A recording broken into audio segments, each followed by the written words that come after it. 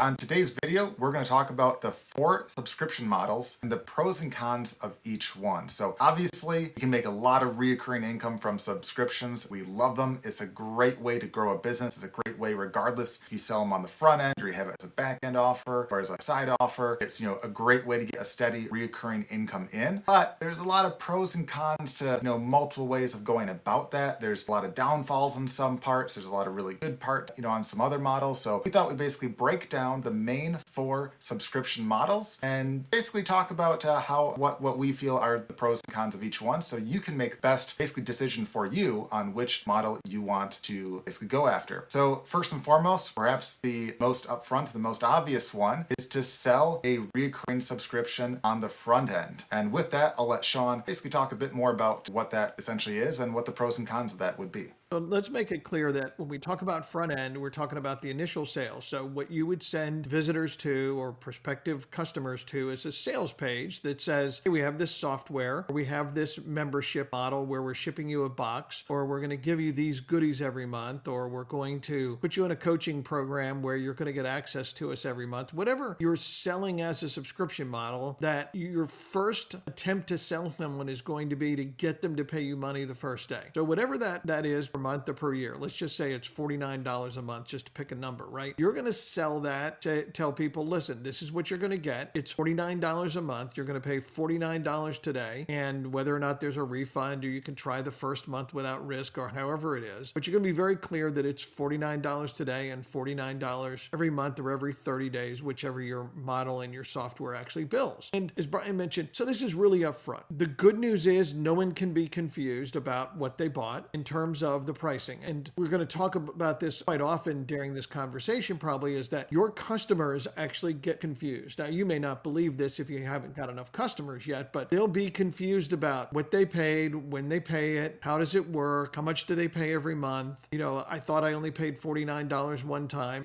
Almost no matter what you do, your customers will find a way to get confused about what you're doing with them. Even if you clearly have just said it's $49 a month and it's $49 a month and it's $49 a month, and you repeat it 20 times, 2 days later, they probably couldn't tell you the price, much less the fact that it's monthly. And for some of them, obviously a lot of them will pay attention, but people buy a lot of stuff, especially if they're business people and people inside the company are buying stuff on behalf of the business. There's the potential for lots of confusion as to what you're doing. You got to remember that, because that's going to affect how your customers perceive what's going on and if you're dealing with them fairly, et cetera, et cetera. But when you try to sell the software or the membership or the box or the goodies or whatever it is you're shipping people every month, the box of soap, with that initial sale, it can be harder than some other ways that we'll talk about to sell. The good news is you get money up front. So the person's good for it, their credit card clears for whatever that monthly amount is, and you've got them. The bad news is it can be harder to get people over the hump when you're trying to charge them initially up front. And that's why there's some different things that we're going to talk about, like a free trial offer. And there's a different kind of customer you get, and maybe it's good and maybe it's bad, but we'll get to that in just a minute. But this upfront selling means that you're going to need a good, compelling offer. You're going to need that offer to convince people that it's worth this amount of money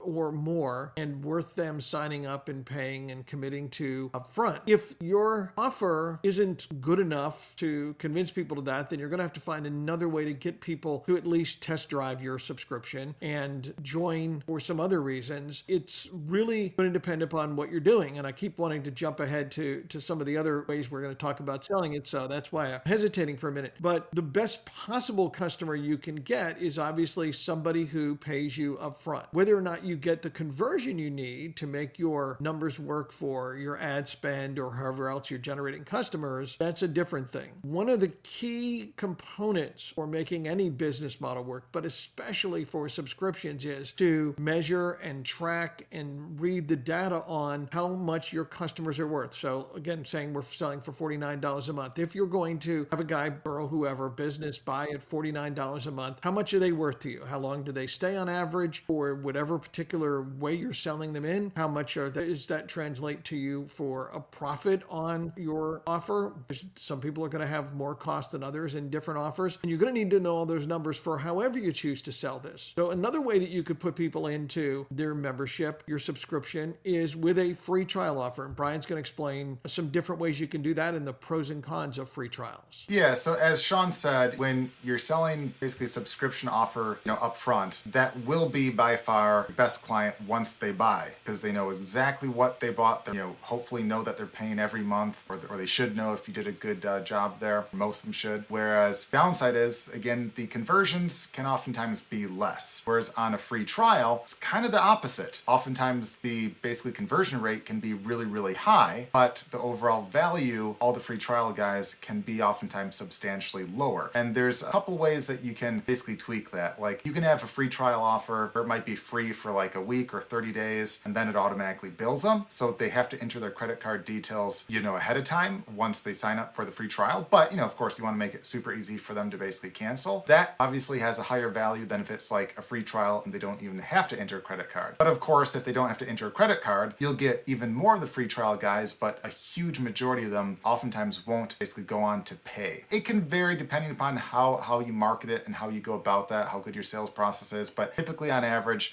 if you're asking for the credit card, you'll get less essentially trial takers, but they'll be worth a bit more, but still not worth nearly as much as if they paid up front. So a good basically compromise would often be if you get them to enter their credit card details, right then and there, but you'll still get a pretty big drop off there. Like we've run a handful of free offers, or I should say free basically trial offers, and a couple have worked and a couple have completely bombed. There was one where we thought our numbers were looking really good. It was for like a higher end software. Feedback was really good. We were getting testimonials off of these free trial guys, and we're getting guys to sign up relatively inexpensively. And even though they would have their card on file, or they'd have like a PayPal account or whatever linked up, it just had an atrocious decline rate after the 1 month when they went to get essentially charged, where it went from looking really good to, oh man, this really sucks. Something you have to keep in mind right there. So if you have a model where you think the leads are worth a fair amount of value to you, and there's a bunch of other stuff that you might sell them on,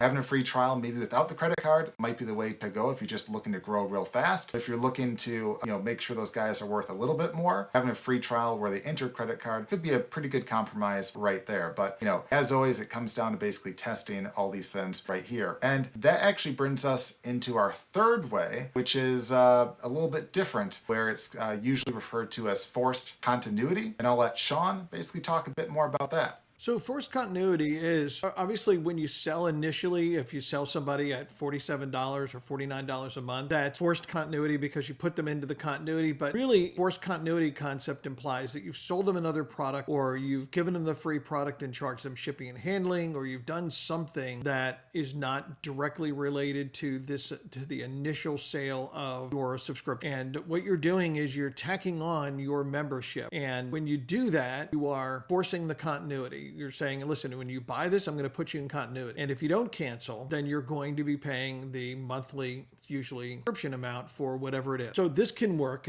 extremely well. It all depends upon, can work extremely well for you to make money. Whether or not you stay in business doing this depends upon how well you're going to disclose this and make sure the people who are actually becoming customers are aware of what they're purchasing and how you deal with customer service, because you will have the situation where even if you're being really clear about what people are signing up for, that a lot of people are not going to realize that when they click the button to get whatever X product is, that they've joined some subscription model and they're going to get billed in 2 weeks, or they're going to get billed in a month, and all of a sudden they're surprised by getting billed. And if you don't deal with both disclosing this properly so that people are aware of what they buy, and with handling customer service with kid gloves, because a lot of people are going to be legitimately surprised. They're just not going to remember that they bought something where included in that is the membership, the subscription, the box that they're getting shipped from UPS or the post office. And all of a sudden they're going to be really surprised when they get this bill on their credit card, and they're going to freak out. People are just going to completely go nuts over this. Your customer service has to be aware of this, because when the people go nuts and freak out and go wild with screaming and shouting, you've got to be able to go back and explain to them what they did. And if they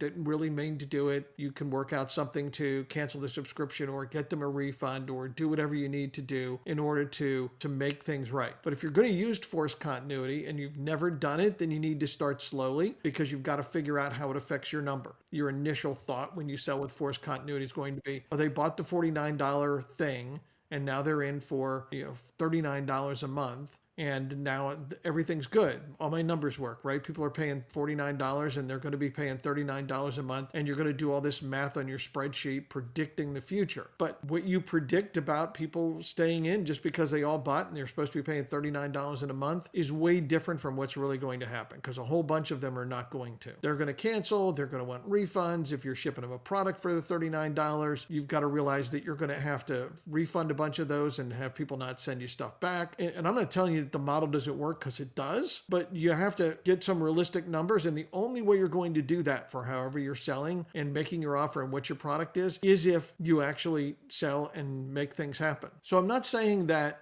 forced continuity isn't going to work, because it does work and a lot of companies use it and they use it very successfully. But you do have to go through the sales cycle and at least the first month of billing people and figure out how all of your numbers actually work out, because of having to refund some people, and people won't want to return products that they don't believe that they should have received, and they're all upset with you. You got to work through all that stuff. The other thing that forced continuity may do is it might increase your chargeback rate, because the people that get surprised because they don't remember they joined the continuity are going to call their bank instead of calling you or emailing you or going to your support desk. And even though it might not be right and you might refund them and fix things automatically, they're just going to call the bank and say, listen, this is fraudulent and I didn't sign up for this. I want to charge it back. And the bank isn't going to contact you even though they're supposed to. They're just going to file the chargeback, and then you're going to lose the money and you're going to have a chargeback fee, and you've got to build that into your numbers as well. Again, I'm not trying to tell you that it doesn't work or that subscriptions are bad, and it's just you've got to go through all of these numbers and put them into your actual business model. It's not all profit.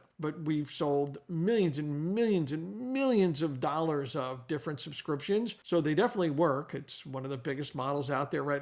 You're paying probably monthly for at least one streaming service like Netflix. You might be paying for Amazon Prime every year. You might be inside of Amazon Prime paying subscriptions every month for a whole bunch of different stuff. You're paying monthly for a lot of different subscriptions. It obviously works, but you have to plug in when you're planning your numbers that there are going to be some things that you wouldn't expect, because it might not be the way that you operate as a customer. So Brian's going to add on some more information about another way that you can actually sell your subscription. Yeah, so the fourth and final way here is one that we think is kind of like a happy medium, with like a lot of these here. It's one that we've actually done ourselves extensively, and that's where you have your subscription model, or basically your reoccurring offer, as an upsell to like a one-time price offer. So what that would look like is you might have a funnel where you're selling something probably on the cheaper side on the front end just to get the most sales. So it might be like a super cheap, like $5 offer, $7 offer, $10 offer. It doesn't have to be cheap. It can be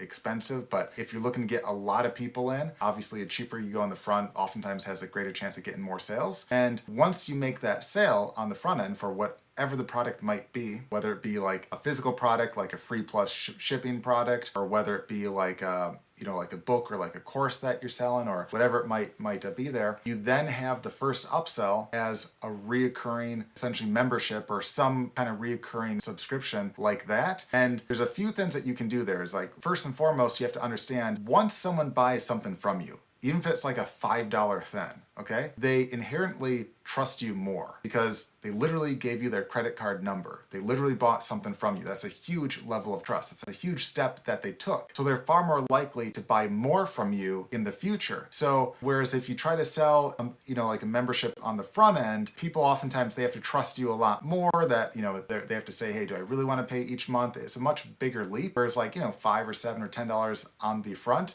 they just need some level of trust. But once they opened up their wallet to you, psychologically inside, they're basically telling themselves, oh, I trust this place, I bought stuff, so they're going to be more likely to buy if you give them another offer. So it's a great time to basically present them with a reoccurring subscription offer. Now, there's a couple ways that you can go about it.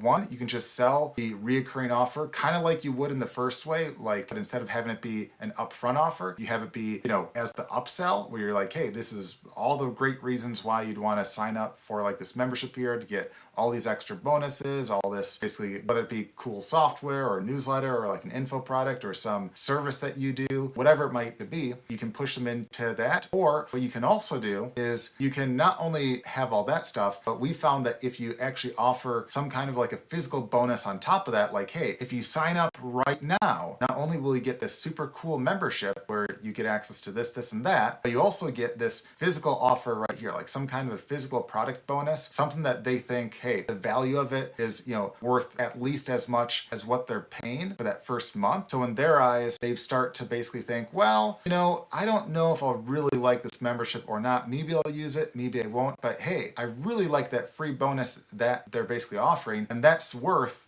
more than what I'm willing to basically pay to try the membership right now. So it's kind of like very risk adverse to them, so they can try out your membership, but they also get that free bonus, whether it be something shipped to them, whether it be like a free basically ebook or whatever it might be, something that has a lot of value. You have that as a free bonus, and that can really up the conversion rates, because here is kind of the secret with that. If you do it right, in the mindset of a lot of your buyers, they'll say, yeah, I don't know if I'll stay a member. I'll try it out, but I really want that bonus, and I think it's a pretty sweet deal. So they'll sign up and they'll think, hey, I'll probably just cancel in like a week or two. But a lot of them do one of basically two things. They either start to use the membership and they're like, hey, I kind of like it. I guess I'll stay on. I guess I'll use it, or I guess I might use it. It's worth using, because again, they extended that trust to you by, again, buying another basically product from you. So, they might be more likely to stay on a few months or more to basically try it out. Or you also get guys that think, hey, I'll probably cancel in like a week or so, and then they forget to basically cancel. And then the next month they're like, oh yeah,